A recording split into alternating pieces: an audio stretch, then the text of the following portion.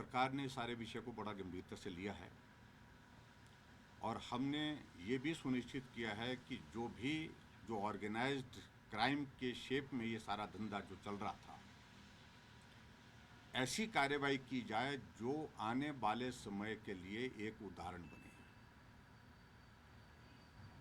और मैं समझता हूं कि राजनीतिक दृष्टि से जो कुछ लोग अनावश्यक रूप से बोल रहे हैं उनको सब्र करना चाहिए।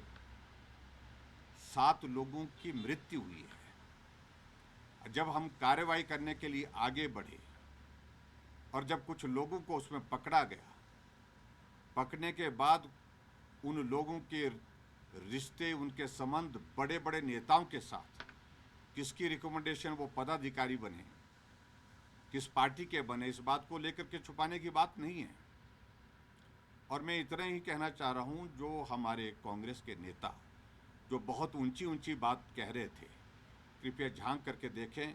आज सत्ता में नहीं है, उसके बावजूद भी उनकी हिम्मत और हौसले, उनके लोगों के, उनके पदाधिकारियों के, किस प्रकार से एक ऑर्गेनाइज्ड क्राइम करने के लिए जिसमें 7 लोगों की जान गई है, उसमें उनकी संलिप्तता पाई जा रही है। इसलिए बोलने से पहले 10 बार सोच लेना चाहिए। जहां विपक्ष के नेता इस बात का जिक्र कर रहे हैं कि शुरुआत जयराम ने की है और हम खत्म करेंगे, क्या खत्म करेंगे? क्राइम को खत्म करने का हमारा एक लक्ष्य है, हम उसको खत्म करने जा रहे हैं। जयराम का लक्ष्य किसी व्यक्ति विशेष के लिए नहीं है। 7 लोगों की जान गई है और उस पर प्रश्न खड़ा कर रहे हैं कि उन लोगों को आपने कंपनसेशन दिया। मेरा मानना है कि वो 7 लोग जो है उस साजिश में शामिल नहीं थे, लेकिन साजिश के शिकार हो गए, जिनको जीवन खोना पड़ा। उनके परिवार हैं, उनके रिश्तेदार हैं, उनके बच्चे हैं, स्कूल में पढ़ते हैं, छोटे छोटे बच्चे हैं। उनके मदद करने की दृष्टि से हमने इस सारी बात को सोचा है।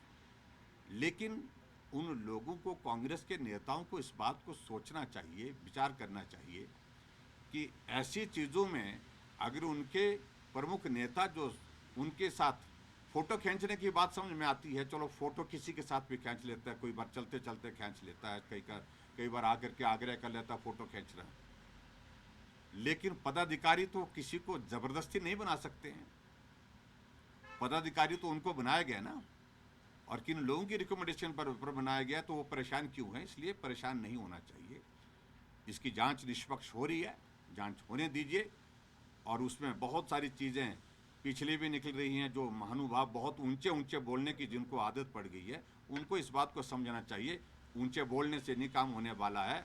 और अभी बहुत सारी चीज़ें और भी निकलने वाली हैं, बहुत जल्दी आप थोड़ा सा इंतजार करें। कि दुर्भाग्यपूर्ण है, मैं मानता हूँ उसमें त्रुटि रही है, कमी रही होगी, लेकिन उसके बावजूद भी पुलिस ने बहुत अच्छा काम किया। उसमें रातों रात उन सारे लोगों को उठा उठा करके कहां से लेकर के आ गए, इस बात को भी समझना पड़ेगा।